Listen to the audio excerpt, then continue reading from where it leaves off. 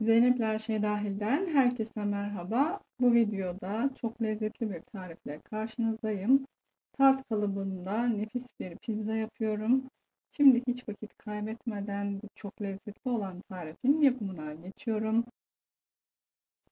İlk olarak yoğurma kabının içerisine yarım su bardağı kadar ılık süt döküyorum.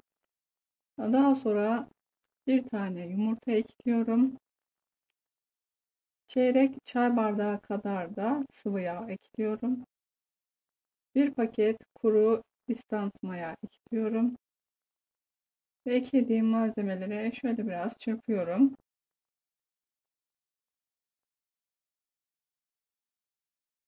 Bir çay kaşığı şeker ve bir tatlı kaşığı kadar da tuz ekliyorum. Tamamen pürüzsüz olana kadar çırpıyorum. 2 dakika kadar mayanın aktifleşmesini bekliyorum. Daha sonra un ilave ediyorum. Unu eleyerek ekliyorum. 1,5 su bardağı kadar da pizzalık un ekledim. Farklı bir un eklerseniz daha fazla ekleyebilirsiniz. Burada önemli olan yumuşak bir hamur elde ediyoruz. Unu eklerken de yavaş yavaş ekliyoruz.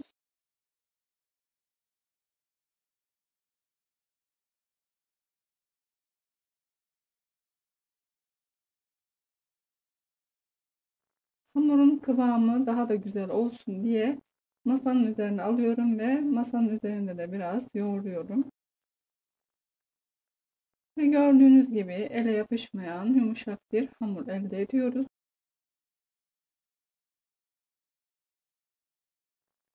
Hazırladığım hamuru mayalanması için şöyle bir kabın içerisine alıyorum ve üzerine streç film kapatıyorum ve yaklaşık 1 saat kadar mayalanmaya bırakıyorum. Eğer mutfağınız soğuksa hamurun üzerini sofra beziyle de örtebilirsiniz. Eğer sıcak bir ortamda yapıyorsanız bu şekilde de saklayabilirsiniz. Ve şimdi hamuru hazırlıyorum. Önce şöyle havasını alıyorum. Daha sonrasında da şöyle un serpiyorum ve merdane ile kullanacağım tart kalıbı boyutunda yuvarlak bir şekilde hamuru açıyorum.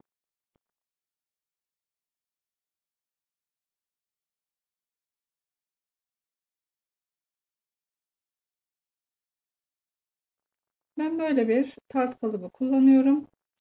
Taban kısmını bu şekilde yağlıyorum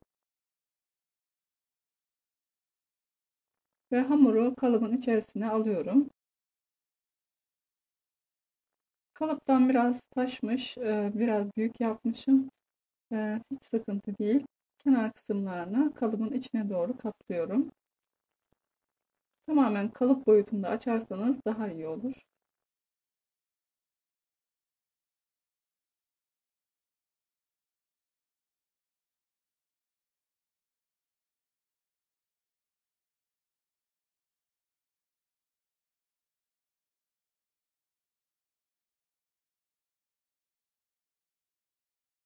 Şimdi ise pizzanın sosunu hazırlıyorum. Sos için 1 yemek kaşığı tam dolu olmayacak şekilde salçayı 3 yemek kaşığı su ile açıyorum.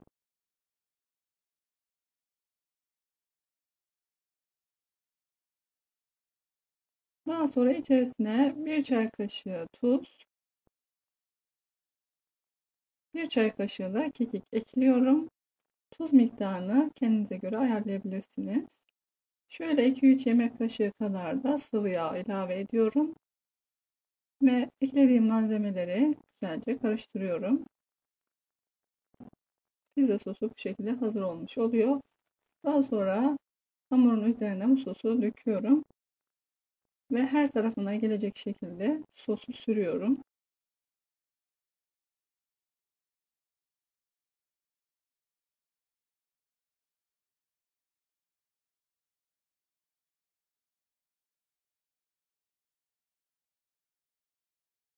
Bir kase kadar rendelenmiş kaşar peynirini önce şöyle seriyorum.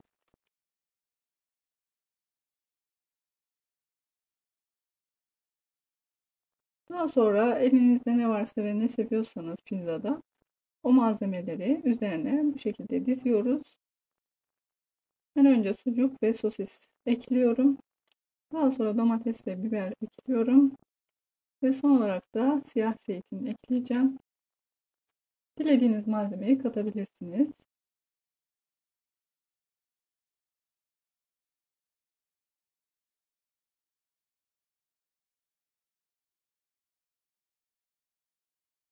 Görüyorsunuz, gerçekten de süper oldu. Şimdi önceden ısıtmış olduğum 180 derecelik fırında yaklaşık 20-25 dakika kadar kontrollü bir şekilde pişiriyorum. Ve pişen pizzayı fırından çıkardım. İnanılmaz derecede güzel oldu. Görüyorsunuz, nefis bir pizza elde ettik. Şimdi size dilimleyip kıvamını göstereceğim. Gerçekten de böyle yumuşacık olmuş. Tart kalıbında pişirmemize rağmen kesinlikle kenar kısımları da kurumamış. Bu tarifi mutlaka deneyin diyorum. İzlediğiniz için çok teşekkür ediyorum. Benden şimdilik bu kadar. Videoyu eğer beğendiyseniz beğenmeyi unutmayın. Daha fazla videodan haberdar olmak için ise kanalıma abone olabilirsiniz. Daha farklı ve daha güzel videolarda görüşmek üzere. Allah'a emanet olun. Hoşça kalın.